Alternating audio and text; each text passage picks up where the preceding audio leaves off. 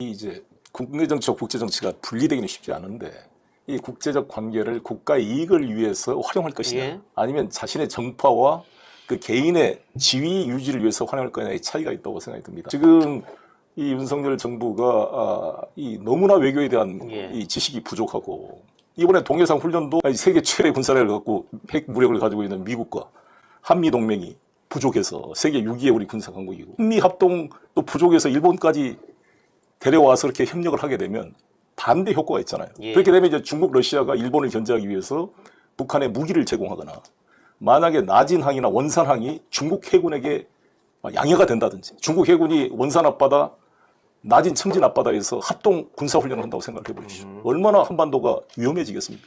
특히 서해바다 바리만 쪽에서 중국의 지금 항공모함과 잠수함이 기동훈련을 한다 그랬을 때 우리 서해 앞바다는 엄청난 위험에 빠지게 되는 것입니다. 북한 하나 지금 관리하기도 힘든데 중국, 러시아를 가상 군사적 적국으로 만드는 행위는 우리 국가 안보에 도움이 되지 않는다 이렇게 생각합니다. 근데 이번 훈련은 북한 핑계를 대고 하는 훈련이지만 미국의 속셈은 중국을 견제하기 위한 무력을 과시하기 위한 훈련입니다.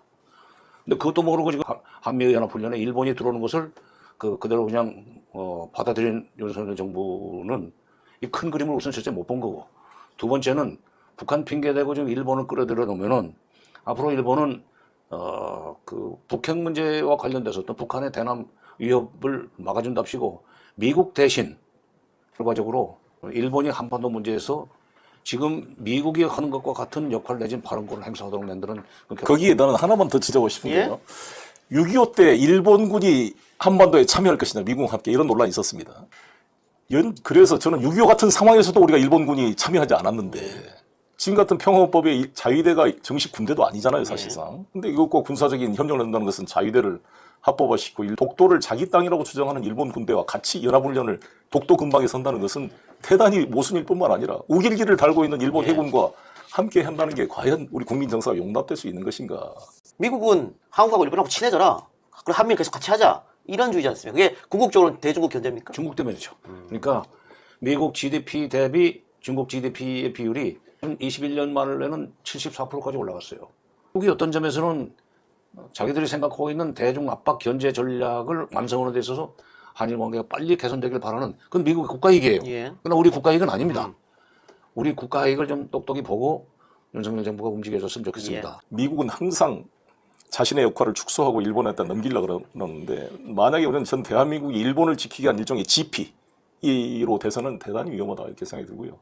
저는 그래서 미일 동맹과 이 한일 동맹이 수직적 하부 구조로 편입되려고 하는 그런 끊임없는 미일 양측의 분파들의 시도에 대해서 독자적이고 자주적인 공간을 확보하는 노력을 해야 된다고 봅니다. 좀 보충 설명이라고 할까 추가 말씀을 드리고 싶습니다.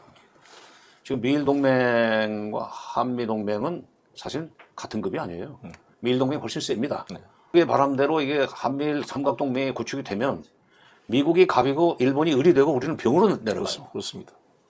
네, 그러니까 한미 관계에서 우리가 미국의 신세를 지고 미국의 도움을 받는 것까지는 우리 국민 정서가 용납을 하지만 군사적인 문제에 있어서 일본 밑으로 들어가다 보면 정치, 경제, 문화적으로 일본 밑으로 다시 들어가게 됩니다. 그거는 정말 조심해야 됩니다.